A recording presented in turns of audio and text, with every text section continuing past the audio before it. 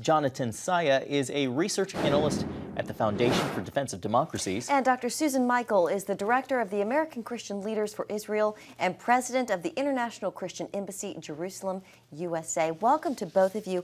Janatan, to you first. The president says he is looking for a real end to the war. He also says the U.S. knows where the supreme leader is hiding, but doesn't want him killed for now.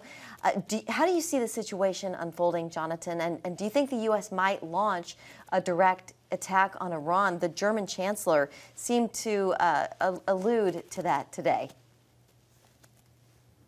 So the main issue at hand during the negotiation era was the fact that the Islamic Republic was not willing to fully dismantle its nuclear program. So now, with the help of Israeli strikes, those capabilities are now gravely affected, and much of it is destroyed, but is not fully dismantled. Specifically, a site called Fordo is mostly underground.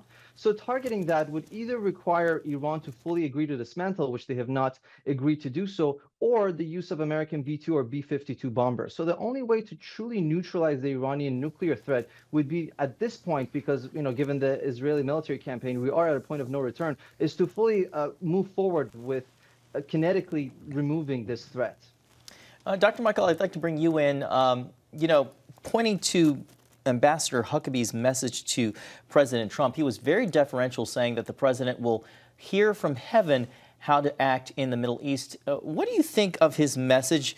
What is he perhaps trying to intimate on how Trump should respond and handle this war?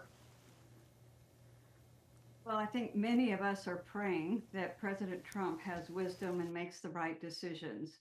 And Ambassador Huckabee is one of those praying for that. And I think he just wanted to give the president freedom to make the decisions. But it seems that Trump is really moving in the right direction.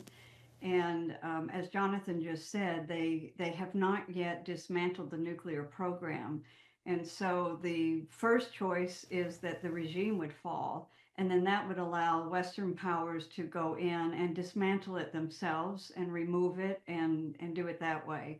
But if this regime keeps holding on, there are the B-2 bombers being put into place to take it out in a different way. And so we really hope that the regime would give up.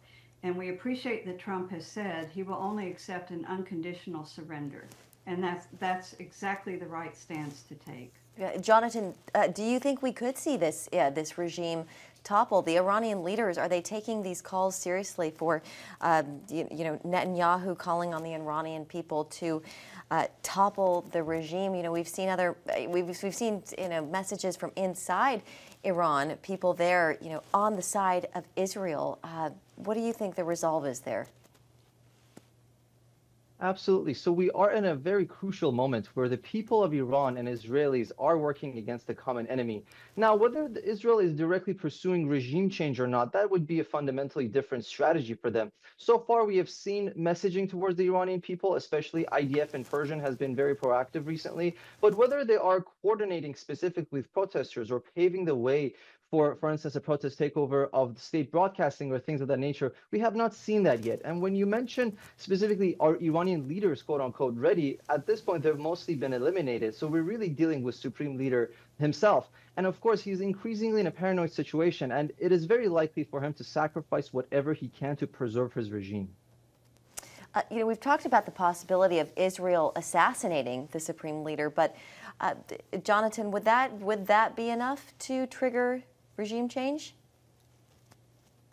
So what you have to keep in mind is that the Islamic Republic as a whole has different pillars, and the Supreme Leader just happens to be one of them. The main issue at hand is the IRGC, the Islamic Revolutionary Guard Corps, which Washington has designated as a terrorist group. They are more than just a military. They're not Iran's conventional army. They're an ideologically driven militia that operates beyond just the borders of Iran. And that would be the main challenge at hand. If you really were to pursue regime change, you would have to tackle that. But again, the coordination with the Iranian people would have to be very accurate and decisive at this stage of a war, because it would be unreasonable to expect the Iranians to take on the street as there are airstrikes happening across Tehran. And President Trump actually told them to evacuate the capital.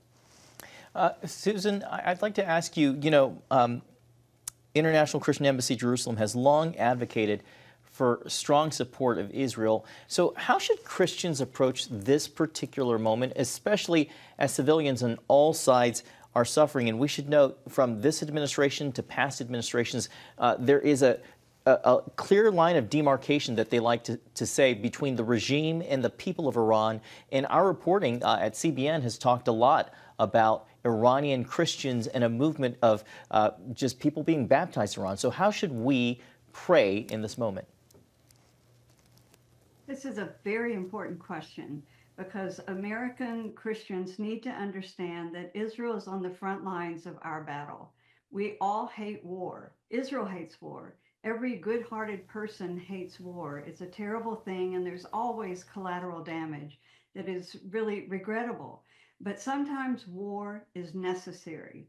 And so we need to realize that Israel is fighting our war, because if Israel fell today, the Iranian regime would come after the United States. And if they had nuclear weapons, it would be a terrible thing. They consider us the big Satan, Israel's the small Satan. So Israel is fighting our war, and therefore they deserve our complete support. And as you know, we've made the point that this war is not with the people of Iran. It is with a regime that is dedicated to wiping Israel off the face of the earth and using nuclear weapons to do so. So we need to be very clear. We are on the side of the people of Iran. There are many good people there, and we want to see them set free from this evil, and that's oppressing them, as well as coming after Israel and the entire free world. Janatan, real quickly, do you want to talk about Iran's capabilities if the United States were to get involved in the war, whether they'd be able to strike back regionally or even impact here in the United States homeland? They have threatened to do so. So their militias have threatened to target U.S. bases in the region. Their leaders have reiterated that threat.